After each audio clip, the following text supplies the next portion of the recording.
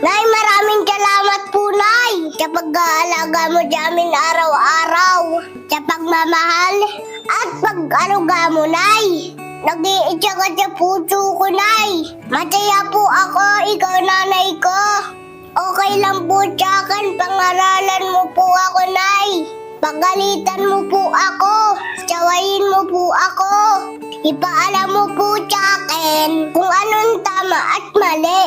Dahil bata pa po ako, Nay. Kailangan sundin kita, Nay. Kasi ikaw po ang nakakaalam kung anong dapat para sa akin. Salamat sa sakripisyo mo sa amin, Nay. Susuklian ko po ng respeto at pagmamahal lahat ng pagod mo, Nay. Magiging mabuting bata po ako. Kagaya po ng lagi niyong sinasabi ni tatay. Mahal na mahal kita, Nay.